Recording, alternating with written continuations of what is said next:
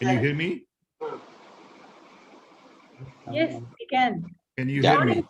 Dr. Pitroda. Good morning. And good evening, Okay. all friends.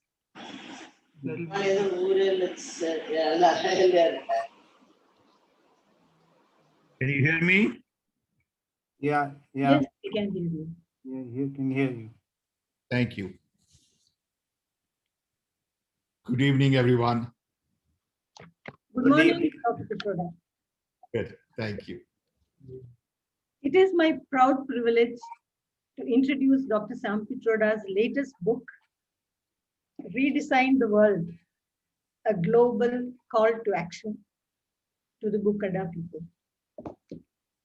The book is written in simple yet compelling language and divided into thought-provoking chapters, which are complete in themselves.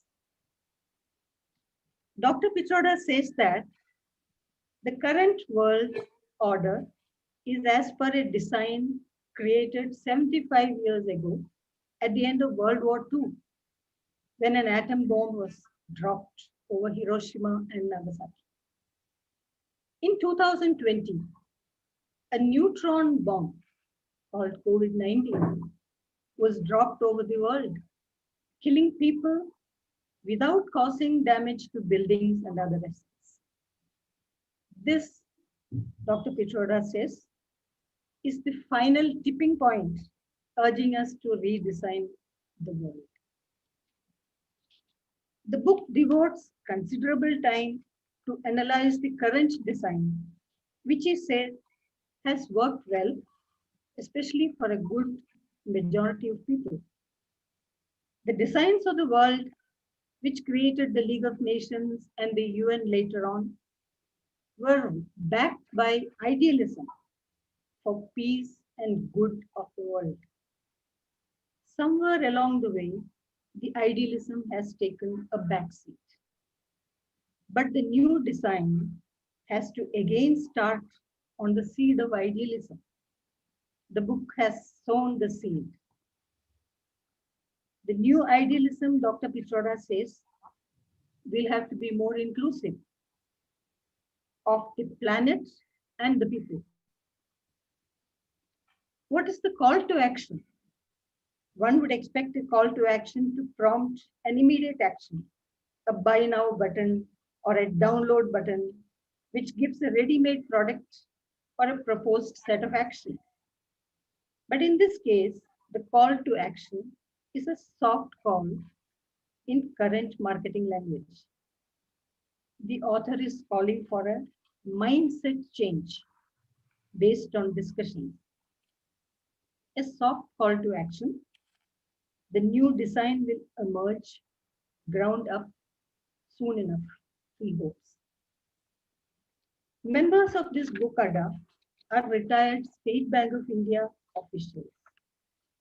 Many of us presided over the pain period of the bank as it computerized branches and digitized data and transactions. Technology and money were not a problem for State Bank of India, but mindset change was. I do believe our group understands and appreciates your message based on Gandhian principles. In this hyper-connected world of no scarcity, the 5 pillars of world design, namely democracy, human rights, capitalism, consumption, and military, need more than a course correction. It needs a redesign. Will hyperconnectivity in the world spawn idealism? Gandhi mobilized people without this communication tool. Yes, that is what hyperconnectivity is. A tool for people to use based on their ideals. Who can understand this better than senior citizens like us? The author calls for civil society to be part of democratic governance.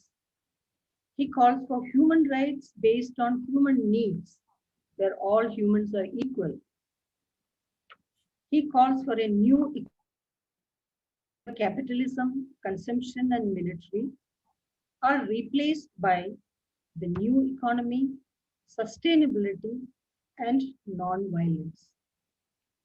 He says, and this is the sentence which appealed to me maximum, in the information age, we have an opportunity to live life differently and to the fullest, with more time to enjoy with our families, to seek knowledge and experience human potential. Let us use the tool of hyperconnectivity to become opinion makers. The Book Adda meets monthly to discuss a book suggested by a member. A film which can relate to the book is also suggested.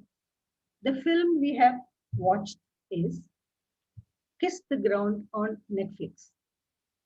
This documentary talks about a ground-up initiative in the US to transform agriculture practices. As the man who ushered in the telecom revolution in India, Dr. Pitroda has unfinished business in India. Hope this book is a precursor to that. With this introduction, I throw open the floor for discussions and questions to the audience. He agreed to answer before addressing us. Over to you, Dr. Pitroda. Thank you, Susan. Really appreciate your introduction. Once again, good evening and greetings from San Francisco. I normally live in Chicago. I'm here in San Francisco to visit my 3 grandchildren. And I'm sure many of you appreciate the joy of visiting and spending time with grandchildren. I was locked up for 18 months during Corona crisis at home in Chicago with my wife, could not travel, and had not seen my grandchildren. I have 3, 10-year-old girl, Arya, 5-year-old boy, Ishan, from my son, and then 8 months old daughter from my daughter. They both live here. So it's a little early in San Francisco. It's 6 o'clock in the morning. So I have to speak a little quiet because everybody else is sleeping. So I hope you don't mind. But during that time, when I was locked up at home, I thought I needed to do something interesting to keep my sanity. And that's when I decided to write this book. The idea had been in my mind for quite some time because my journey is the journey of connectivity for many people. I'm 79 years old. I've spent 55 years in telecom and IT. And when I look at my journey from vacuum tube to transistor to 4-bit microprocessor, machine language software to cell phone and all these unique applications and all, I find that hyperconnectivity has potential to change everything. It is changing our education. You have seen how it has changed financial services and the impact this is having on payment systems. It is changing health systems, governance, our relationships, our work, manufacturing, products, services, commerce, delivery, distribution, trade. Everything we know today is basically obsolete. The way we do things don't make sense anymore. And we believe because of hyperconnectivity, you can do things very differently. But like Susan said, it's about mindset. I remember in Rajiv Gandhi's time when we were trying to computerize railways, the amount of resistance we had from labor unions was unreal. They thought this was going to eliminate all the jobs in railways and you don't need reservations on computers and what is all this, and we went through same thing everywhere. Whether we were trying to provide rural communication to villages, people said, why do villages need telephones? So there is resistance everywhere, resistance to change. And redesigning is all about change. We need to redesign ourselves first. We need to redesign our friends, families, communities, states, nations, and ultimately the world. But the question is, what are the fundamental values? And I think that's where Gandhian thoughts come in. That's where India has a lot to contribute to the world. But we are losing our own way. We are losing democratic forces in India. We are losing truth. We are losing trust with people. So rather than truth, we are spreading lies. Rather than trust, we are mistrusting people. We want to spy on everybody. We want to check what is happening. Rather than love, we are spreading hate. Rather than inclusion, we are spreading division amongst people. And this is a trend going on everywhere. It happened in America, and there was a check and balances here, so things could probably be put on track. But this is a big concern. So while locked up at home, I thought it would be good to put a lot of my thoughts together. Not that I have answers, not that I'm expert in this, but as a layman, I thought I need to look at my own journey of connectivity, and see where are we headed. So first thing I noticed is the world was designed just about the time I was born. I was born in 1942. World design started in 1942, which gave birth to UN, World Bank, NATO, WTO, WHO, GDP, GNP, and all that. That design served us well. It did avoid World War III. It democratized technology. It lifted millions out of poverty. It improved longevity, decreased infant mortality, spread education. But at the same time, it did not take care of environmental issues. So we created major environmental blunders. Poverty still remains. Hunger is still a challenge. Wars still go on, whether it's in Afghanistan or Syria or whatever. And we have really not created a system where everybody could participate and benefit. So we have increased inequality substantially. Very few people have become very rich. You see what happened during Corona crisis. Rich people increased their wealth by 5 trillion. And this is a concern. Inequality is a major concern in the world. So I felt we need to relook at this paradigm, which is based on, like Susan said, democracy, human rights, capitalism, consumption, and military. Today, there are two visions of the world. American vision, to continue with the last design, and Chinese vision, based on Belt and Road Initiative. Both of these visions are based on command and control, superiority of America or China. And I am saying in a hyper-connected world, you need a third vision. The vision that is embedded in collaboration, cooperation, co-creation, communication. Vision that is networked vision, where 10, 12 countries come together and work as equals. We need flat organizations suitable for hyperconnectivity and not hierarchical structures suitable for the organizational architecture of the past. So there are lots of issues when you think about the third design. But at the end of the day, it's very straightforward. We want to build inclusive world. We want to build a world where everyone can have basic human needs. And it's possible to do that today. Because today we can produce anything if we put our mind to it. Technologies have given us huge advantage.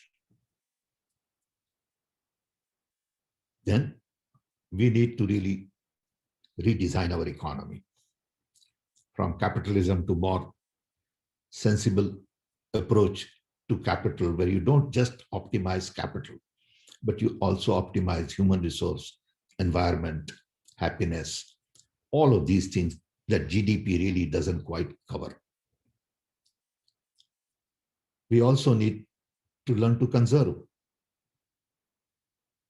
and focus on sustainability as opposed to blindly consume. People in America blindly consume. People have, 100 shirts, 200 t-shirts. Is it really necessary? 5 cars. And people begin to display their wealth in the form of material. And that is considered progress. And finally, I believe time has come for humanity to understand that we can sort out our differences across the table and don't have to go to nuclear armament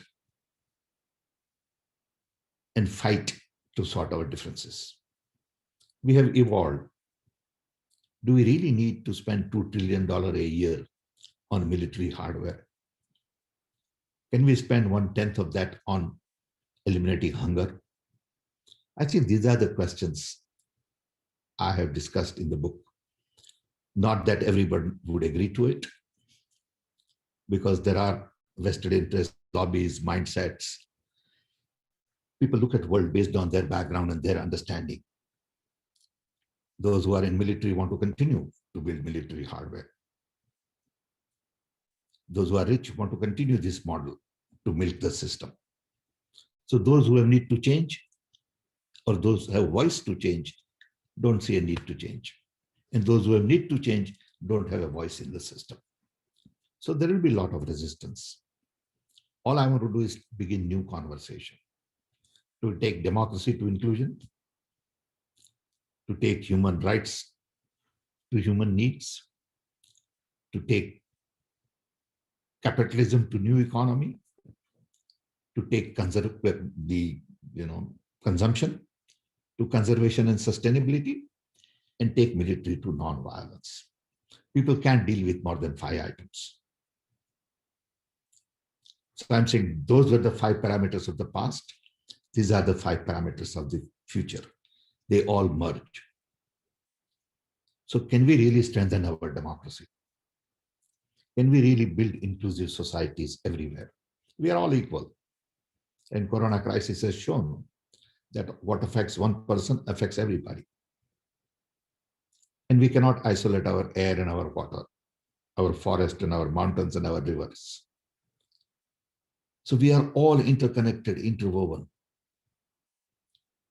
And how do we really build a world where everybody can live happily? Because there is a beginning and there is an end to our life.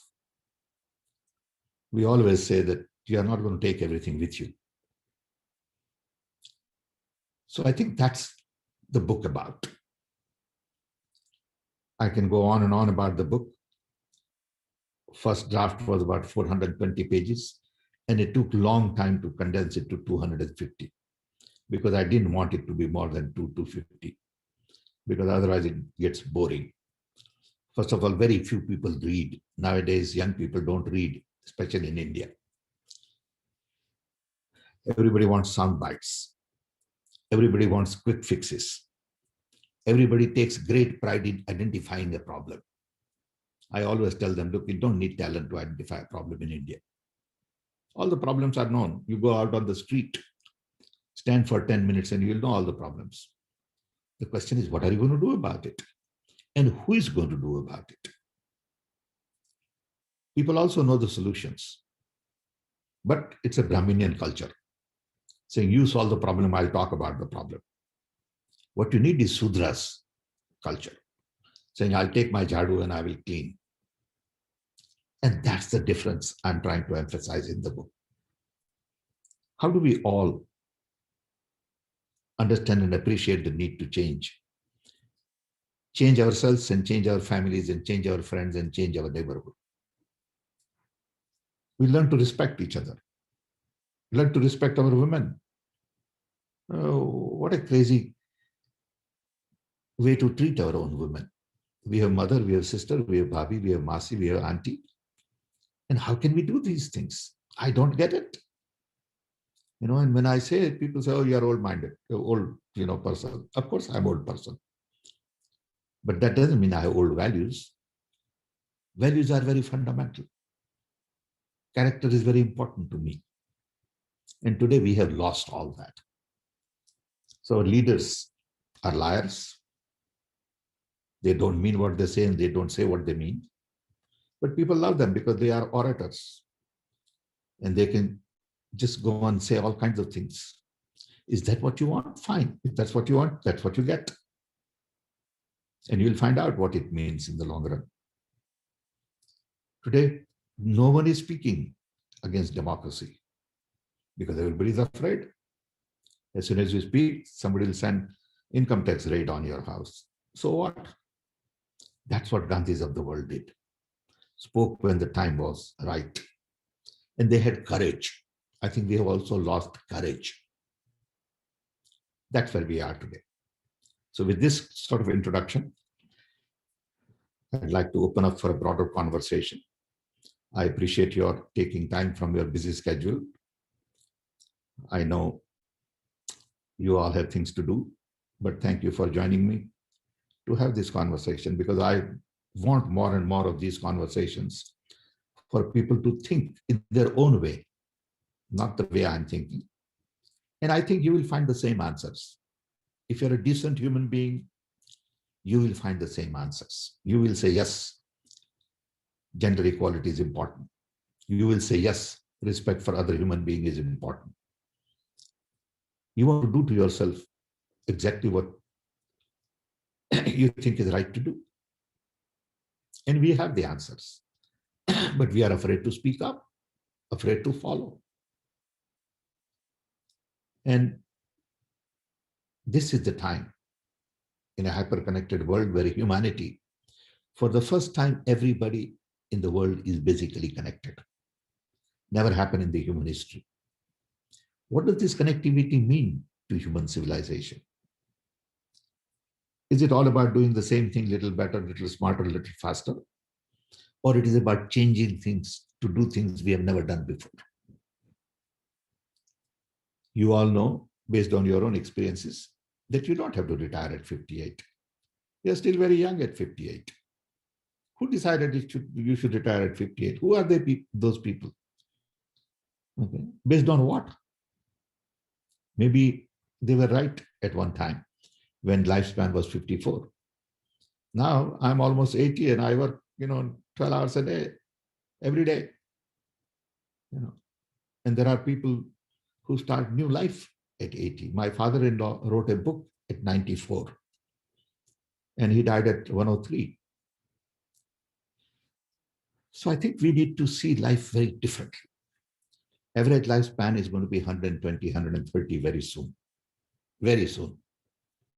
Some of us may miss that, but others may not. Because technology has changed to a point. They won't let you die if you have money. So I think in this kind of environment, we need to see the road ahead. Thank you again, and let's open up. Susan, you will moderate, right? Yes, thank you. Thank you, Dr. Freya. Just last comment, my association with State Bank of India goes long way. When Mr. Ghosh was chairman, I really interacted with him well in Rajiv Gandhi's time. And then a very close friend of mine, Maya Verma,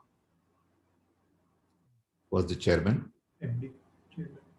Maya Verma has been a very close personal family friend.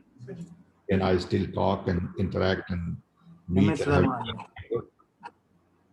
So I know State Bank of India pretty well. I know your contribution. Thank you for all the things you all do against all the odds. And we appreciate what you have done. Thank you. Desiredee, can you start with your questions? Yes, Dr. Pitroda, it's a pleasure to meet with you, a great son of India, as it were. My question is related to the fact, I mean, our question or the point of discussion is the fact that what you mentioned just now in terms of the fact that the military spend is 2 trillion and there's no magic pill that will actually make people less warlike or they will abhor violence. Suddenly it cannot happen. But I see a little hope in the fact that somebody like an Angela Merkel is not warmonger. Is it something to do with the fact that she's a woman? Is it something to do with the fact that there are more women today in public life, in decision-making levels? So what are your thoughts on that is the question. Agree with you 100%. Merkel is the only one who I believe is a strong global leader today. She's highly educated. As you know, she's a PhD. She understands the global challenges. She is very humble, very simple. And we need more leaders like that. And we also need more women leaders. Women don't go to war. They don't like war. Even in the family, they are peacemakers.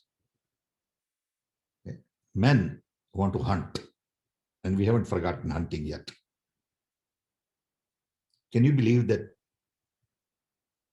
during Corona crisis, not a single global leader has come forward and said, I will reduce my defense budget by 10% to improve my health infrastructure for the next 5 years.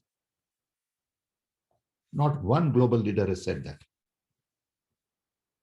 Okay.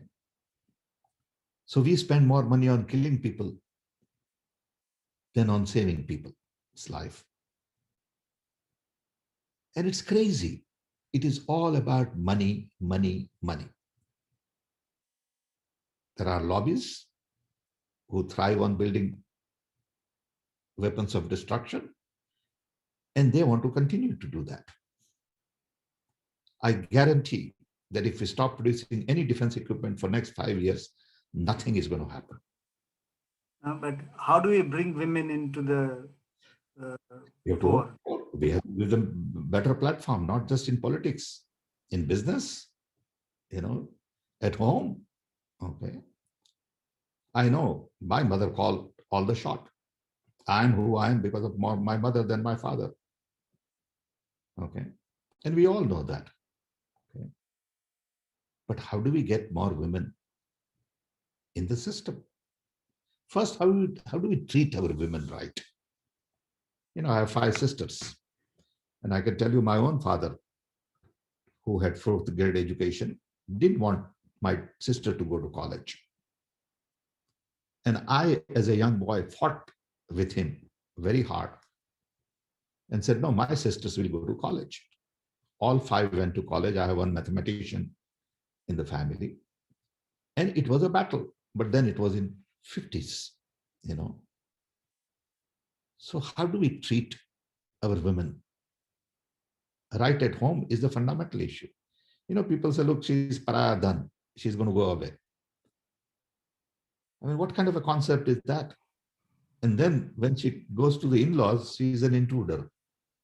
You make your dal this way, we make our dal that way. Until she delivers boy, she has no status. In the context of information, is there something new parameter which has come in which will change the equation? I'm trying to understand if there is something which can, or anybody else. there is no magic pill. There is no magic pill, unfortunately, for anything. We will have to vote women into power. Look at what is happening in Scandinavian country. In Scandinavian country, women are in power position everywhere. And look at the status of the Scandinavian country. Much better. Okay. You will hardly hear any, sort of war kind of conversation there. Okay. So I 100% agree with you that we need more women. Women have to be on the table. And if there are more women, there'll be less violence, there'll be less war. Okay. Absolutely 100%. And I talk about that in the book. Yeah. I mentioned in the book about the need for more women leaders. Okay. Yes, we are in sync. Yeah, Susan, that's my. Absolutely. But each one of us, let's say that, you feel strong about this. So you need to then start talking and raising your voice, and you at local level, in the family, in the community, on the street, in your city, you need to do that. We keep quiet about these issues. And that's the challenge we all have. At this age, we all have a role to play. And it's not retiring, I can tell you. Retiring is not an option. Okay. But retiring also does not mean 9 to 5 work. 24/7. Are you asking more questions, Dasarthi? No, I'll come I can later. ask. I'll ask Mr. Mohan to come in. Yeah. Dr. Pitroda, good evening. Yes, sir. I heard you with a rapt attention. The way you shared your thoughts was brilliant. I couldn't agree with you more. It's actually inspirational and motivational. I do agree there is a lot of things to be fixed in the world in terms of environmental issues, personal freedom, military expenditure, agricultural reforms, so on and so forth. And you've gone on to give solutions also. You have suggested 5 pillars of inclusion, basic human needs, new economy, conservation and sustainability, and non-violence. I mean, these are all self-explanatory in a way, but you elaborated in a very nice way to put forth the need and the urgency for the whole thing. Now I come to one point, the new economy, where you have said it's one of the pillars. It says that for GDP measurement, we should go beyond the transactional data and include intangible and heritage assets, human resources, etc. That's fine. The idea is good, but is it not utopian and rather impractical? The issues are mechanism to identify and put a value to these assets, subjectivity, then disputes in assessment, etc. For instance, if I say our Taj Mahal is worth for your Vatican and Westminster put together or something, who is going to believe me? There'll be no bias for my thinking, nor for the Taj Mahal itself, that kind of a thing. So how do we resolve this and make your idea work? That's the question I have. Again, it's a question of mind change. Let me give you an example. And I talk about this in my book at some point. In 89, 90, someone had come to my office from World Bank, paid representative from US, and they said India is broke because India has only 7 weeks or 10 weeks of foreign exchange to buy input. Yeah. And I said, how can 700 million people be broke, babe? I don't buy your idea that we are broke. I got temples, I got Taj Mahal, I got Madurai temple, I got so much gold. If we make one call, women will give their gold. Okay. So what are you talking? I said, don't judge me based on your measurements, which is how much foreign exchange you have in the bank. I don't buy that. I want to include human capital.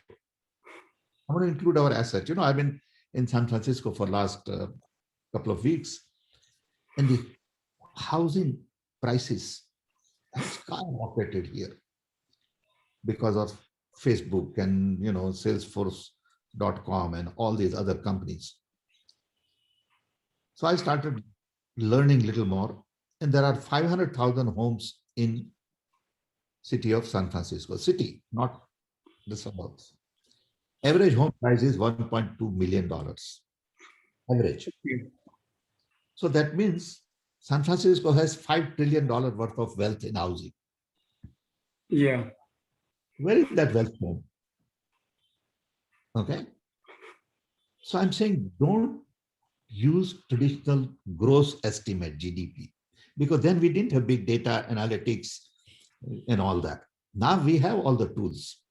So I can go into finer measurements. Okay. So the wealth is not about what I have in the bank. Wealth is also about human capacity.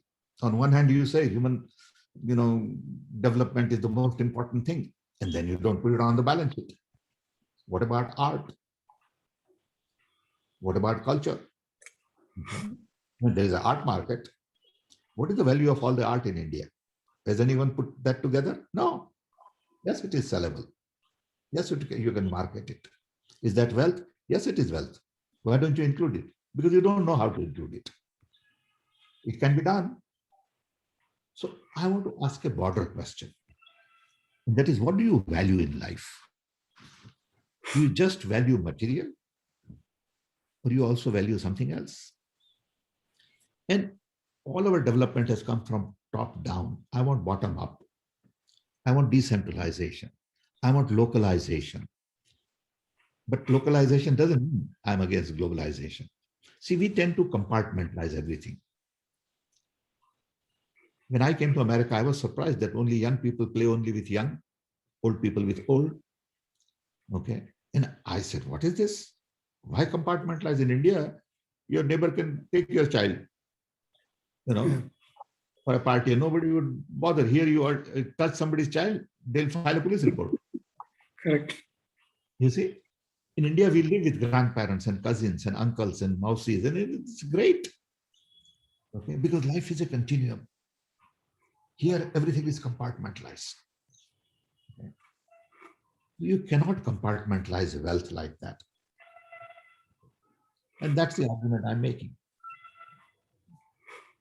Of course, Only one point is, there are two types of, one is quantifiable, measurable, through the numbers we can find. Other is the sort of a soft assets, like a human capital, intellectual property, this kind of a thing. So we are comfortable measuring brick and mortar, but not art and aesthetics. So how do we find a mechanism to do that was the thing. I think there is a way we should work on that. That's it. In fact, the French president many years ago set up a commission where Amartya Sen was one of the leaders. They have written a report. I have a copy of the report. If you want, I can send it to Susan, who can send it to all of you. It's a beautiful report done by Amartya Sen and two other Nobel laureates for the French government, saying what should be the dimension of the new economy? How should we measure human happiness? How should we measure, other parameters and not just capital? Hard cash is not the only answer. Thank you, sir. It's Thank possible. you. Absolutely. It's a new way to look at it. And it may not happen overnight. Susan, if you will permit me, I'll just supplement what the discussion that has been going on. Okay. Dr. Pitroda, based on this conversation that just happened, two interesting facts come to my mind. One is in 2010-2011, Infosys tried to estimate the value of human capital in the company. And in fact, they tried to put it as an intangible asset in the balance sheet of the company to say, you are just looking at fixed assets. You are not looking at the human capital, which is the most important capital that we have. And therefore, we need to put this on the balance sheet. So that's a takeaway from what you said. The other interesting thing that came to my mind during this conversation was also that the human resources of India, so many people have gone abroad, and the foreign inward remittances of the country, which impacts the foreign exchange reserves of the country, is perhaps the highest in the world. That also adds to your comment about valuation of the atypical resources that we have. So, okay. Thank you. This is just something that I wanted to add. Thank you so much. Thank you, sir. Good. I mean, anybody telling me that the country of 700 million people is broke, he doesn't get it. Okay. I mean, I was angry at his comment. I said, how could you insult me by saying that 700 million Indians are broke? Are you crazy? You know? And I think we need to question ourselves. Okay, what is our asset? Our children, our paintings, our heritage, you know, our history. A lot of this is an asset. Okay. But only when Western world says this is an asset, we believe it's an asset. Until then, it's not an asset. Funny thing. Okay. So, Thank you. thank you. Okay, can I ask Geeta Verghese to come in? Geeta, are you there? Yes, Dr. Pitroda, we look at you as a person who has, helped to level the gap in our country between rural and urban India in the sense of spearheading the telecom revolution. But lately, we have found, but still the logistical problems exist of infrastructure. Lately, we have found that there are leaders who are getting elected because of the fact that they are whipping up passions based on deep-rooted fears about the other. Now, this permeates down to the grassroots level, into our villages and across the country. So today, when you talk of checks and balances, unless this grassroots leadership develops, which buys into the vision you spoke about, the broad vision you spoke about, we will not be able to get such a vision, implemented at a global level.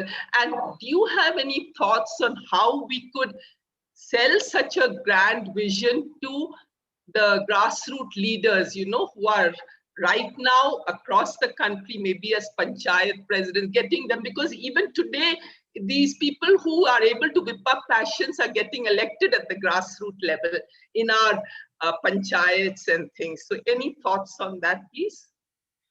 You know the answer. You know the question and you also know the answer. Okay. I think it's all about education. It's all about awareness. It's all about character. Okay. It's all about values. Yeah. None of these things are going to happen overnight. Okay. I agree with you that panchayat leadership is very important. We build panchayat Raj, but there is vacuum because people are not there and people hijack these good ideas. Okay.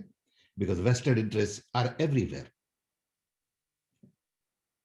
So we need more education, more conversation, and more people like you also have to talk and not just remain at home. I mean, how many of you have talked to panchayat people? Each one of you are capable of talking to panchayat people.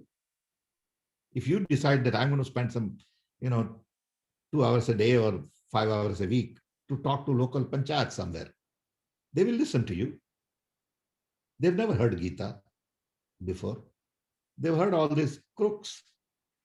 Okay. So I think we don't recognize our potential, our responsibility in the society. We have a role to play. All of you have to. In fact, retired people in India has a huge role to play, according to me, whether it is retired serviceman, retired teacher, retired banker. Okay. I mean, the biggest problem in panchayat is financial management. They don't know how to manage money. Okay.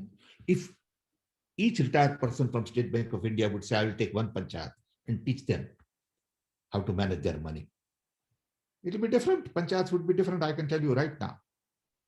Panchayats don't have CFOs. They don't know what to do with their money. They don't know how to manage money. Okay. If group of retired people from State Bank of India says this is the kind of financial software that panchayat should have, and we will install it and make it available free to everybody, you're done. You'll solve one problem. Okay. We just don't do that kind of stuff. Okay. Because we have Brahminian culture. We talk about problems all the time. And we are very good at that, all of us. But Sudra's work, which says, I'll go fix one panchayat, doesn't get done. Okay, in a country of 1.5 billion people, 600,000 panchayats cannot be fixed. What are you telling me? There are 600 retired people, take one each panchayat and they can fix it. But they don't do it. So the gundas take over. Western interests capture it. Okay. And if you stand up there, Western interests will walk away. Because they are more like Dracula. They see light and they'll back off. And in you, they will see light. Somebody knowledgeable, somebody who understands money. So don't mess with these guys. That's how I see it.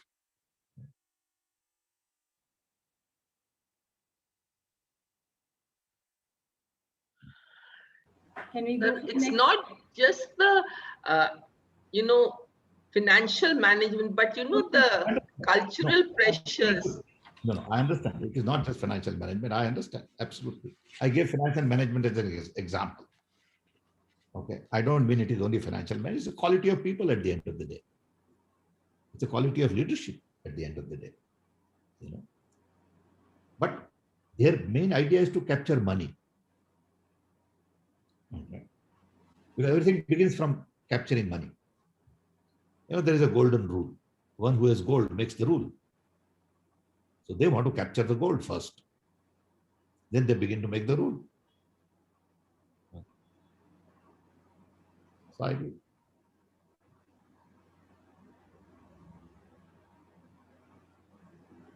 Next. Shall we go for the next question? Mr. Shashi Sharma will ask the next question. Good morning, Dr. Yes, sir. How are you?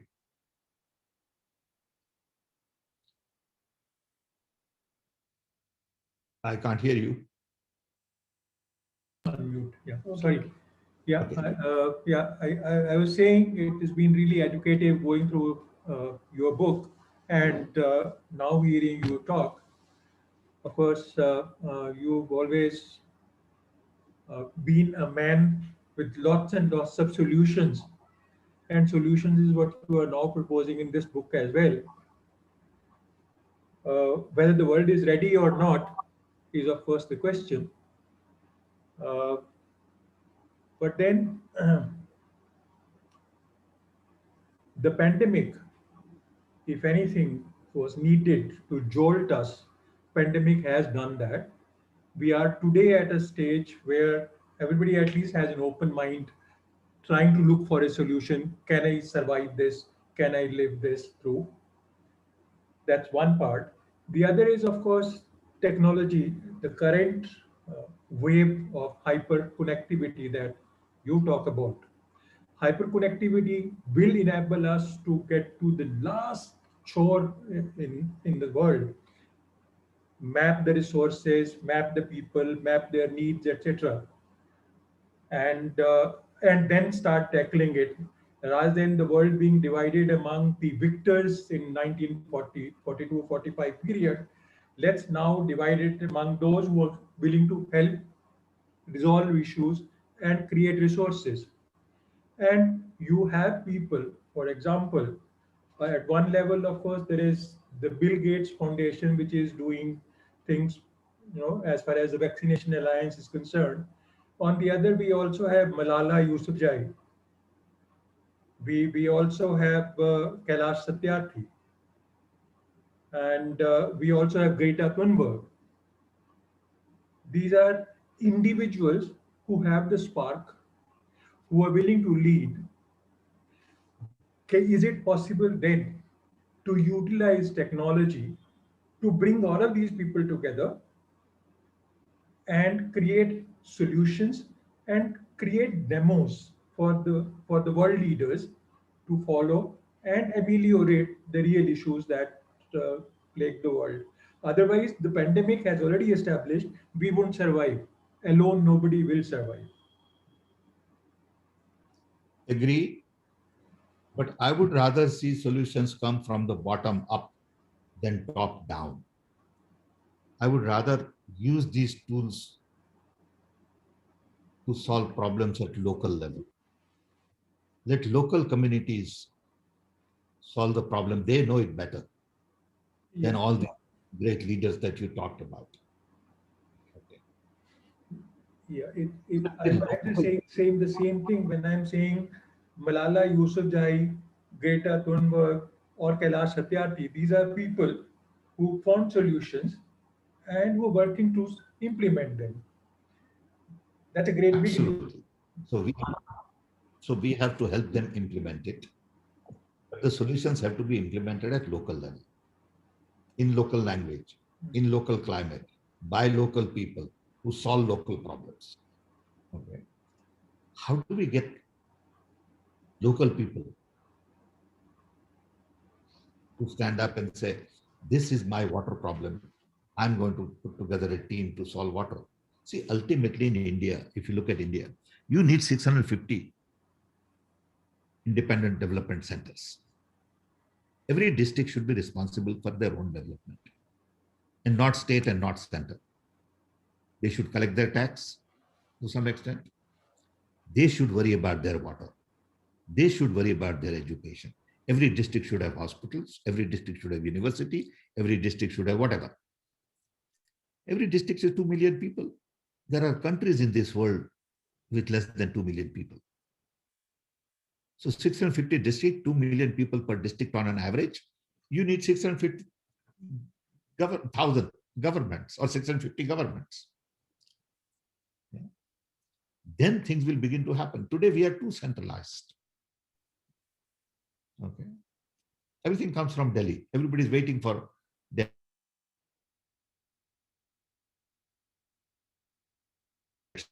On your local water, local teacher. Why should the local teacher salary be decided by Delhi? I don't get it.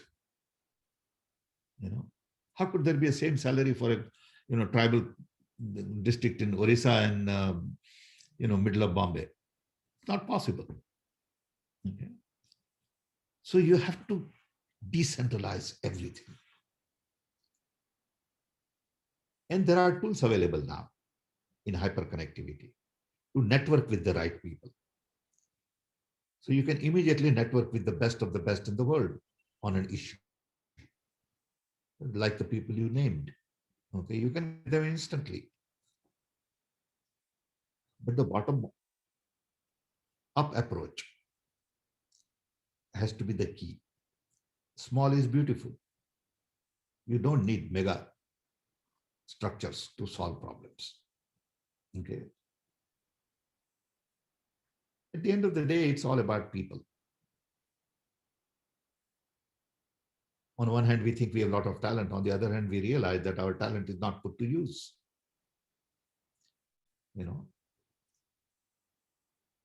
And how could you not have enough teachers in a country of 1.3 billion?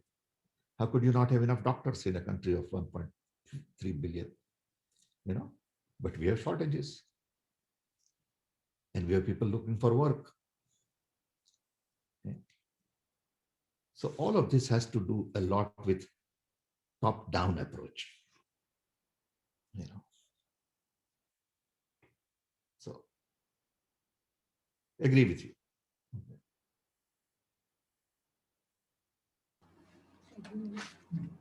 Thank you, sir. Next, I can call Meera Murthy. Meera Murthy, are you there? Yes, I'm here. Dr. Pitroda, it's a pleasure and privilege to actually see and hear you today because you were an iconic figure for our generation. You totally transformed the country through the telecom revolution. And it's very interesting to see how you have applied your mind now for the futuristic thinking. Certainly, your book has made us think about lots of new ideas. And since it is coming at the end of the pandemic, I thought I'll ask a question about the pandemic. Now, in terms of this different types of inclusion, you have mentioned financial and global and some specific inclusions like race and caste and so on. My question is about the digital divide, which is also a very big barrier in this city of Bangalore, the IT city, we find that the ITS companies and the aggregators, they have been prospering during the pandemic in the last 1 year. Whereas the ordinary people who are running, say, small restaurants, small shops, businesses, even my laundry person, all these have had to shut their shop because they are in that economy where they could not do anything during the pandemic. Even, for example, you might have heard Zomato has made a very big public issue, but they have supposed to have done it by making the restaurants pay huge discounts, which have made the restaurants go into loss. And the proprietors of these companies, the promoters, have made lots of money. So my question is, has technological innovation promoted inequality? Is the digital divide becoming bigger? And what is the plan in your new world for crossing the digital divide, and if possible, making the profitable companies, digital companies, invest in reducing that digital divide and helping my poor laundryman and my poor local shops? Thank you for the question. Before I answer, I must say, I do not have answers to everything. Please understand, I'm not capable. But I still had to pose the questions in the book, okay, hoping that collectively other talented people will find answers. The world is full of talented people, committed people, all over. There are domain experts. What domain experts can do, I can't do. They spend their life solving a problem for 50 years on something. Who am I to come in and just look at for 10 minutes and say, this is the answer? So I understand that. That's not an issue. Okay. Having said that, I want to emphasize that when I came to India to work on telecom, we had 2 million phones in 1981. It used to take 10 years to get a telephone connection. Yes. There was a lightning call. Yes. So you make a lightning call. Okay, I mean, people have never heard of lightning call here. I'm here with my granddaughter, and my granddaughter asked me one day, she said, Dada, how old were you when you got your cell phone? Because she's trying to get a cell phone at the age of 10. And her dad keeps saying, no, you are too young. So I said, baby, you won't understand that I got cell phone when I was 55 years old, when cell phones were just introduced. Okay, then at what age did you give cell phone to my dad? Because she thinks cell phone is something that yes, is normal thing for a newborn person. Okay, we have come in India from 2 million phones to 1.2 billion phones in a short span of 35 years, which is very short for human history. Maybe long for us. Okay, but still there is digital divide. Still, we live in two worlds, virtual world and real world. All over the world, technology has increased inequality, which is a serious issue. Now our job is to reduce that inequality using technology. Yes, correct. Right now, I'm involved in one group, a global group on digital citizenship. What does it mean to have digital citizenship? You take somebody like me. I live in Chicago, but my interest is in India.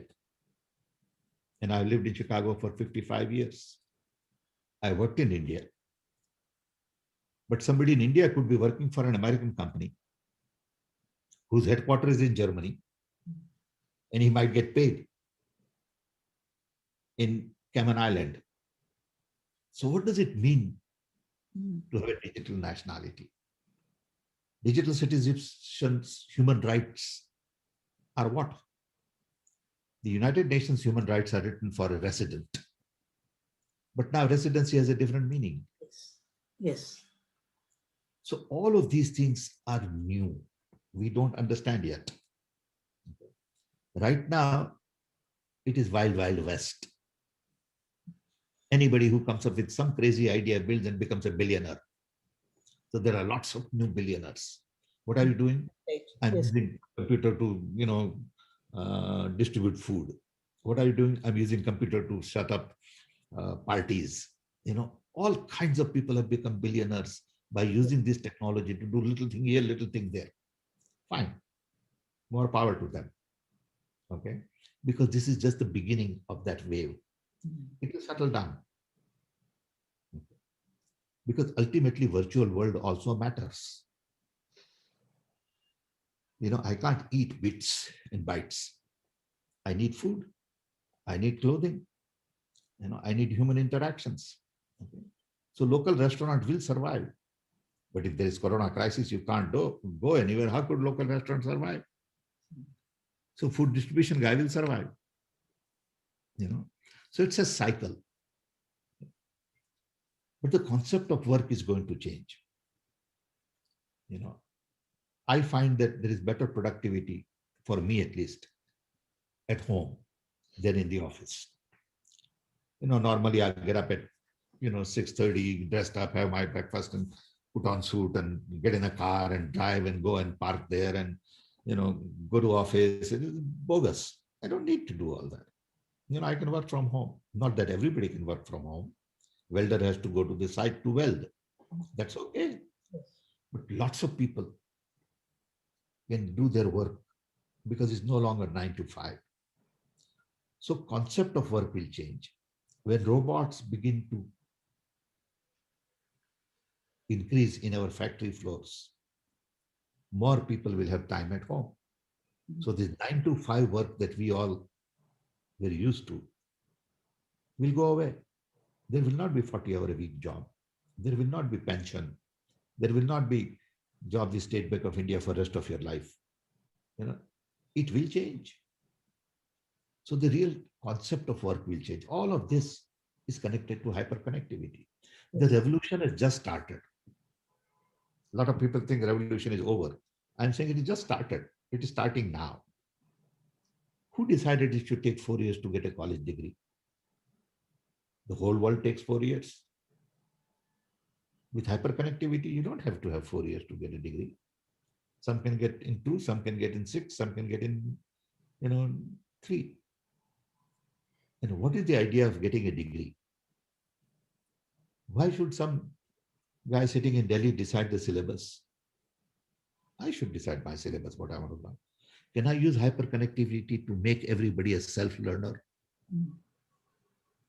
That should be the paradigm. I want to make everybody a self-learner. And then let them decide what they want to learn.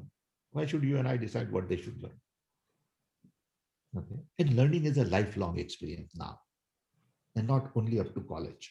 See, we grew up as if you learn in college and then you work. No, learning is something that goes on for the rest of your life. And for learning, you need motivation, time, and content. You don't need university, you don't need teacher, you don't need any of that. But are you motivated to learn? Are you willing to devote time to learn? There is enough content on the internet to learn. Whatever you want to make wine, red wine, learn how to make red wine. You want to make cheesecake, learn how to make a cheesecake. You want to be an accountant, learn how to be an accountant on a computer. So I think everything is changing around us. And we need to be ready for a change. In the process, some people will suffer. But if we focus on inclusion, we will minimize inequality. That's all we can do. There will be inequality in this world. The question is, how much inequality? If everyone has enough to eat, some place to live, that's good enough. That's the kind of world we want. Clean air to breathe, clean water to drink.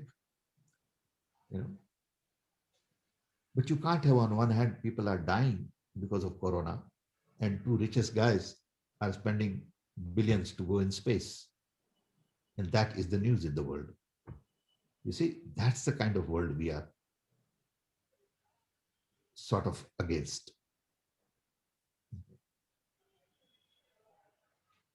How could this crisis?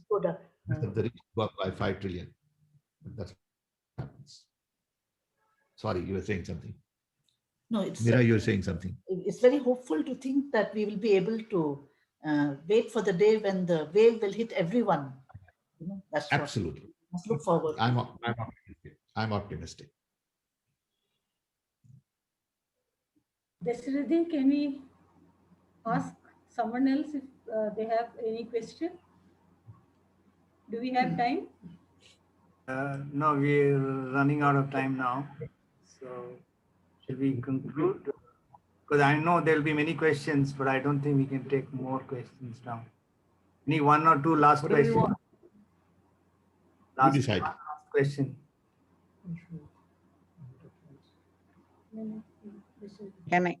Can I ask one question? Yeah, one Please. question. Yeah. Hello. Yeah, Dr. Pitroda, it's a real and rare privilege to meet you in person and discuss, because we have, you are the icon for all of us of our generation, as Meera rightly pointed out. You were talking about, in this book, you were talking about the international multilateral organizations which were set up in the post-war period for reconstruction purposes, reconstruction, rejuvenation of the economies. They have outlived their purpose. So do you have different kind of institutions in mind which can be set up to trigger this transformation that you are talking of, right from the grassroots level to the top, to make it, from the bottom to the top instead of from top to the bottom? Do you have any particular organizational structure in your mind that can kind of bring about this coordination between the different countries, regions, etc., and bring about this transformation? The answer is yes, but I may not have the final answer because it will depend on local considerations. Just to give you some basic framework, if we are going to focus on 5 issues like inclusion, basic human needs, new economy, conservation, and non-violence, can we have 5 new ministries? Can we have a ministry of inclusion? Their job would be to just focus on inclusion. Can we have a ministry of basic human needs? If these are the 5 priorities, we need people responsible for these 5 issues. No one has ministry of non-violence. And violence begins at home. Okay. Can we have a ministry of non-violence, which makes sure that there is no violence at home, no violence on the street, no violence against women, no violence on, of all kinds. Okay. So we need a new focus. I'll give you one simple example. I file fair amount of patents. And every time I file patent, I find that the patent system globally is broken, completely broken from my perspective. From lawyers' perspective, it is great because they get a lot of work. I have to file a patent in the US. I have to file PCT. I have to get all the patent translated in German, French, Japanese, Chinese, whatever. It's all bogus. I should be able to file one patent on internet in one place, global, and get it. And when that patent is issued, it should be valid in every country. Because you can't say this is an invention in India, but not invention in America. It's a funny thing. Similarly, finance in your own area. We have 150 different currencies in the world. Do we really need 150 currencies? I mean, some country, 2 million people have their own currency. What does it mean? Can we come to some global conclusion and say there should be only 5 or 7 or, global currencies, and then ultimately create a basket of currency? We need global Federal Reserve. Okay. So there are lots of need for global institutions. We have global business, but all the laws are local. Okay. Patents are local. So you need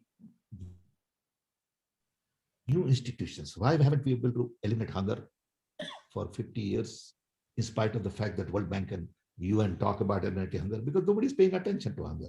It's just a lip service. You set up a department of hunger and give them a task saying their job is to eliminate hunger in 10 years. Here is the resources. Here are global experts. Go do it.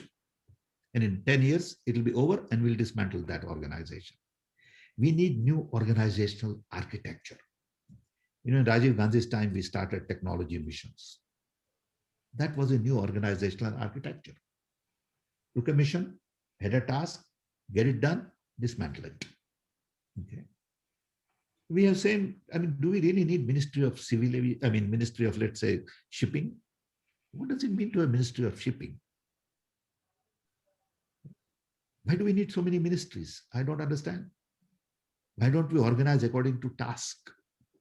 Give them a task, saying your task for next 5 years is to do following things. Okay. No, we build bureaucracies.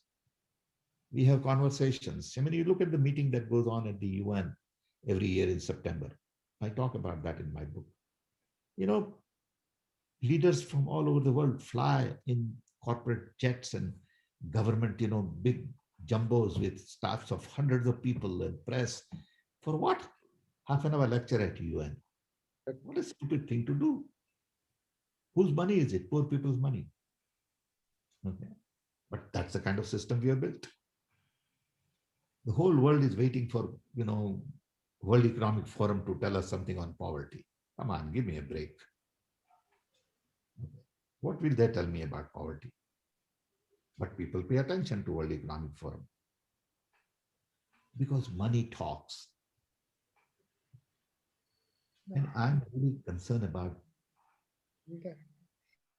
these kinds of issues.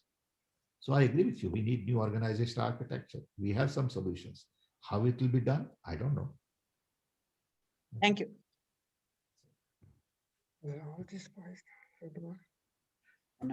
Thank you. Sridhar, you can take Yeah. over. Yeah. Dr. Pitroda, it was a pleasure to hear you. And Thank you. the most important takeaway, I think, is the energy that you bring to the table. And it's inspiring for the rest of us. And we are determined not to be retired anymore and self-learners, as it were. You all look very good to me. You all look very good to me. You can go on for another 20, 25 years. So don't let anybody tell you that you are at your age. Don't take it. Yeah. And that the learning is a lifelong process is also a very important takeaway for us from this thing. We do see, as bankers, I think we do see a lot of new economic architecture, as it were, new products. What we were paying for earlier now is all free. So what we are actually now paying for is something else. And therefore, we do see it happening in the economic sphere, the new economy, as it were. But things like the violence, wars, inequality, they seem to be still large problems. And I think, yes, I think you've empowered us to an extent that at least we should think about these things as we ourselves can make a difference. You are global. You are leader in your community. Yeah, exactly. You have spent your life working on important issues. You can't be retiring. You got to reshape your community. Yeah. You can do it. Yes, true. Don't let anybody tell you that just retire. How could you retire with all the wisdom you have, with all the experience you have? This is the time to give. Yeah. Okay. That is true. You give back to society, like the way you given back to everything that you had back. This book itself is an effort to give back to society what you learned from them in that sense. So we had a teacher, just let me tell you, interesting. We had a teacher in college, Ravji Bhai Patel. He was a teacher of mathematics. And he was an old man. And what he would do is every Sunday, he would invite 10 kids to his house. His wife will make pakoda and tea. And he will have these 10 kids talk about Karl Marx, Socrates, all this stuff. Okay, every week he will do it. I'm telling you, from that group, 100 people turned out to be global leaders. Rajni Kothari, Prakash Desai, Dhirubhai Seth, I know all of them. His contribution was unbelievable only because he decided every week, Sunday, he'll invite 10 kids. Okay. And he did this for 20 years. If you decide that you will take 10 neighborhood kids and talk to them every week, you will change those 10 neighborhood kids. What does it cost? Nothing. Time and energy. They are looking for someone like you to guide them. They are misguided sometimes. But we don't do that. Yeah. All you need to do is take just that initiative, that I'll take 10 neighborhood kids and talk to them and transform them and guide them and advise them. Done. You'll make a huge contribution. True. Really. Thank you so much for spending so much time with us. It was a pleasure. No. Thank you. Everybody. Be in touch. Yeah. Thank you. Good Thank to you. meet you all.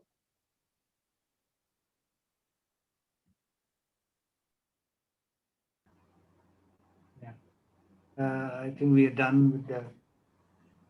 I'll just put it on gallery view if anybody. Yeah. So Ashok hasn't spoken much. No, I read recently that there is a time for speaking and there is a time for silence. See, there is this famous saying that God gave us 2 ears but only 1 mouth. So you have to listen twice as much as you speak. So today I thought I will put that into practice. Very good. Who said very good? I did.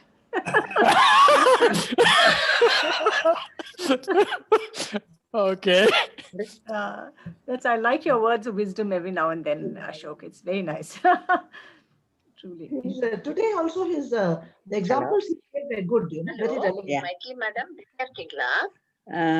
ஒரு மீட்டிங்ல இருக்கேம்மா ஒரு 10 நிமிஷம் கழிச்சு பேசலாமா